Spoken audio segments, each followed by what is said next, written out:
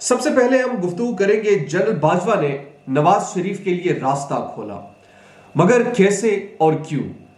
نجم سیٹھی نے یہ دعویٰ کیا ہے کہ عمران خان کے دور حکومت میں جنرل باجوہ نے نواز شریف کے لیے ایک راستہ کھولا۔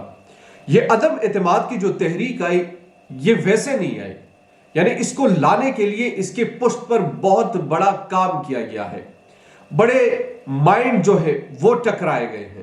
نواز شریف کے لیے راستہ صاف کرنے کی بھرپور کوشش کی گئی ہے، اور اسی طریقے سے نو کانفیڈنس موشن آیا۔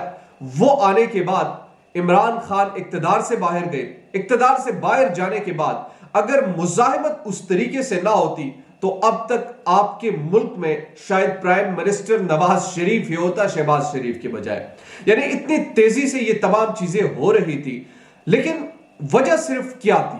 صرف اور صرف ایک ہی وجہ تھی کہ نواز شریف یا پی ڈی ایم کے ساتھ دوبارہ اپنے ریلیشن شپ بہتر بنانے تھے۔ بدقسمتی کی بات یہ ہے کہ پاکستان میں پہلے آپ کو گندا کیا جاتا ہے، آپ اگر سیاست میں ہو آپ کو کرپٹ ڈکلیئر کیا جاتا ہے، آپ کو منافق تک کہا جاتا ہے، میڈیا ٹرائل کیے جاتے ہیں، صحافیوں کی زبانوں سے ان کی تذلیل کی جاتی ہے، لیکن بعد میں ایک ہی میٹنگ میں تمام تر معاملات حل ہوتے ہیں۔ نہ ہمارے سیاستدان کچھ سیکھ پاتے ہیں، نہ آپ انقلابی بن کر کچھ سیکھتے ہیں۔ بس آپ کو اقتدار چاہیے، اقتدار کے لیے وہ اپنے تعلقات بہتر کرے تو سب A1 ہو جاتا ہے۔ یہ پاکستان کی ایک ریئلٹی ہے۔ تو نجم سیٹھی نے یہ دعویٰ کیا ہے کہ جنرل باجوہ نے نواز شریف کے لیے راستہ کھولا، اور اب جو ان کے لیے راحتیں ہیں، یعنی ان کی جماعت اقتدار میں ہے، تو اس میں بڑا کردار جنرل باجوہ کا ہے۔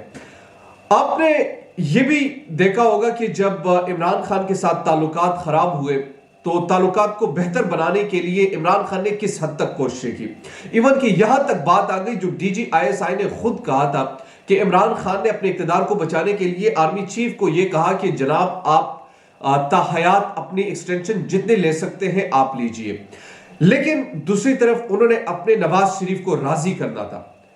اس نواز شریف کو کہ جو ڈکلیئر نااہل قرار دیا تھا، وہ نواز شریف جو کرپٹ تھا، جن پر اربوں کے کیسز تھے، وہ سب ختم ہو گئے، ایک چٹکی میں ختم ہو گئے۔